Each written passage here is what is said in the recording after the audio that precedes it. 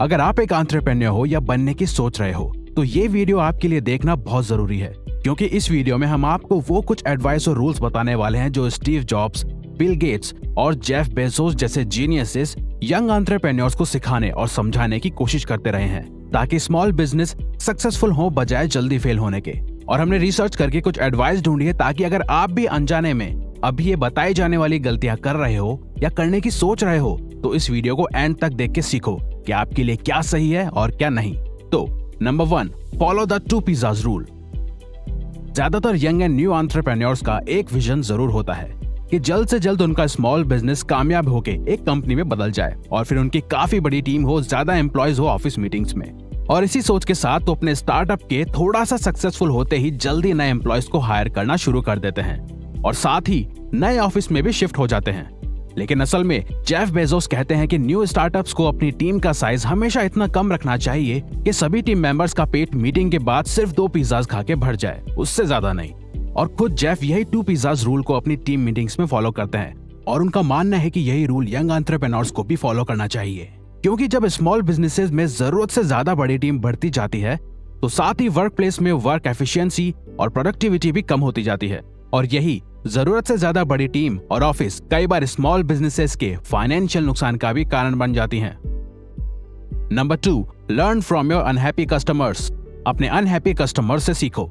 ज्यादातर एंटरप्रेन्योर्स अपने नाखुश कस्टमर्स और क्लाइंट से दूर रहना ही पसंद करते हैं, लेकिन क्या आपको पता है कि यही आपके प्रोडक्ट और सर्विस से नाखुश कस्टमर्स आपकी प्रोडक्ट की अपग्रेड और ग्रोथ का कारण बन सकते हैं। जी हाँ, बिल गेट्स कहते हैं कि your most unhappy customers are your greatest source of learning. अगर आप अपने स्टार्टअप को लॉन्ग टर्म के लिए कामयाब बनाना चाहते हो तो अपने नाखुश और नाराज कस्टमर्स पे ध्यान दीजिए। ध्यान दीजिए कि वो क्या कह रहे हैं। वो बेस्ट सोर्स हैं ये सीखने के लिए कि आपके आइडिया, प्रोडक्ट और सर्विस में क्या क्या कमियां हैं और कैसे आप उन कमियों को ठीक कर सकते हो। Number 3, prepare for financial challenges. Financial challenges के लिए तैयार रहो। 600 से ज्यादा स्मॉल बिजनेसेस से इंटरव्यू और सर्वे किया गया और उन इंटरव्यूज और सर्वेस में पता चला कि कैश फ्लो और फाइनेंसेस स्मॉल बिजनेस की ग्रोथ जर्नी में ज्यादातर सबसे बड़ा ऑब्स्टिकल होता है। स्मॉल स्टार्टअप और कंपनीज स्टार्टिंग में जैसे तैसे करके इन्वेस्टमेंट के साथ अपना सफर शुरू कर देते हैं। मिलने वाले रेवेन्यू से कुछ सेव, कुछ दोबारा बिजनेस में इन्वेस्ट और स्पेंड भी करते हैं। लेकिन प्रॉब्लम लॉन्ग टर्म में आती है जब आपकी कंपनी के पास सरवाइव करने के लिए भी कोई फाइनेंशियल बैकअप और प्लानिंग नहीं होती। तो यंग एंटरप्रेन्योर्स को इस बात का ध्यान रखना है कि जिस दिन से आप प्रॉफिट्स कमाना शुरू करें उसी के साथ मुश्किल वक्त के लिए भी अलग अलग इन्वेस्टमेंट्स और फाइनेंशियल प्लानिंग ऑलरेडी करके रखें, ताकि वो आपके स्मॉल बिजनेस को फाइनेंशियल बैकअप और सपोर्ट दे सकें। Number 4, quality is more important then quantity. Quantity से ज्यादा जरूरी क्वालिटी है। हमारी जनरेशन के one of the best innovator and genius entrepreneur Steve jobs नए एंटरप्रेन्योर्स को एक एडवाइस हमेशा देने की कोशिश करते थे कि सभी क्वांटिटी से ज्यादा क्वालिटी पे काम करें, क्योंकि खुद स्टीव भी क्वांटिटी की तुलना में डिटेल्स और क्वालिटी पे ज्यादा ध्यान देते थे और वो यही उम्मीद रखते थे कि यंग एंटरप्रेन्योर्स भी उनका यही एग्जांपल फॉलो करके अपनी सक्सेस अचीव करें। तो दोस्तों, हमें भीड़ से अलग चल के थोक के भाव में आइटम्स बनाने की जगह अपने प्रोडक्ट की क्वालिटी को बेहतर बनाने में ध्यान देना है। हमें अपने प्रोडक्ट और सर्विस को अपनी इंडस्ट्री का बेस्ट एंड वैल्यूएबल बनाने में अपनी क्रिएटिविटी डालनी है। तभी कंज्यूमर्स आपके प्रोडक्ट पे भरोसा और आपके ब्रांड के साथ रिलेशन भी बिल्ड करते हैं और फिर यही ट्रस्ट एंड रिलेशनशिप आपके ब्रांड के लिए फ्यूचर में भी काम आती है। Number 5, pay attention to market and sales as well.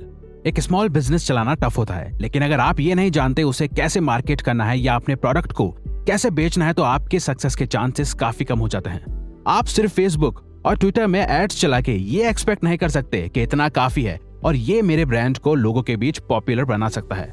आपको सीखना ही पड़ेगा कि कैसे अपने बिजनेस को फेस टू फेस बात करके मार्केट करा जाता है और अपने प्रोडक्ट को कैसे सेल करा जाता है। ये कम्युनिकेशन, सेल्स और मार्केट स्किल्स अगर अभी आपके पास नहीं है तो आप अभी भी ये सीख सकते हैं, क्योंकि यही स्किल्स आपकी अदर कंपनीज के साथ डील्स और बिजनेस रिलेटेड मीटिंग्स में काम आएगी। तो दोस्त, अगर आप चाहते हो कि हम ऐसे ही और भी बिजनेस और एंटरप्रेन्योरियल एडवाइस पर या इवन कोई और टॉपिक पे भी आपके लिए वीडियो बनाए तो प्लीज इस वीडियो को लाइक करके कमेंट बॉक्स में बताओ और हाँ, इस चैनल को सब्सक्राइब करके सपोर्ट करो। साथ ही बेल नोटिफिकेशन को ऑन करना मत भूलिएगा। Thank you for watching.